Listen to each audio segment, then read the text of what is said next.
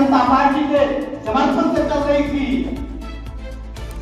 ये 90 का दशक था, लेकिन बाबा साहब को चुनाव हराने वाले उनके निजी सचिव को 10 साल के चुनाव हराने के 10 साल के भीतर ही भारत रत्न का पुरस्कार कांग्रेस की सरकार ने बाबा साहब को हराने के सम्मान में दिया था। ये बात भी कौन बताएगा उन भोले भाले लोगों को जो दिन रात मजदूरी करने वाले लोग हैं, मेहनत करने वाले लोग हैं।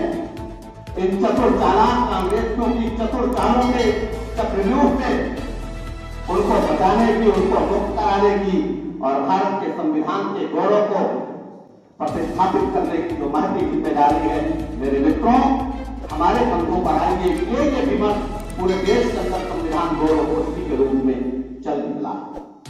मेरे मित्रों, हमें ये भी भारतीय जनता पार्टी के ऊपर आज संविधान को खत्म करके अलग विलाप किए जा रहे हैं।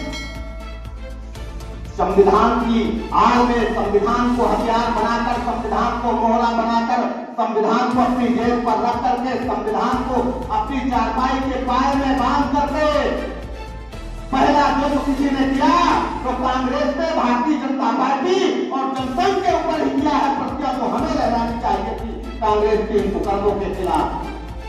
मित्रों, आपको याद होगा, चाहे वो इलाहाबाद के हाईकोर्ट में जस्टिस जगमोहन लाल सिन्हा जी ने जब इंदिरा गांधी जी के चुनाव को निरस्त कर दिया, 6 साल के लिए उनको चुनाव लड़ने से प्रतिबंधित कर दिया, तो वो इंदिरा जी थी जिन्होंने संविधान की हत्या करके, संविधान के साथ व्यभिचार करा करके देश की पार्लियामेंट में संविधान की शक्तियों का अधिक्रमित किया और देश के अंदर आपातकाल की घोषणा की। आपको याद है उस आपातकाल में युवा मोर्चा के साथियों में आपसे कहना चाहता हूं, हजारों हजार अविवाहित नौजवानों की जबरदस्ती नसबंदी कर दी गई थी।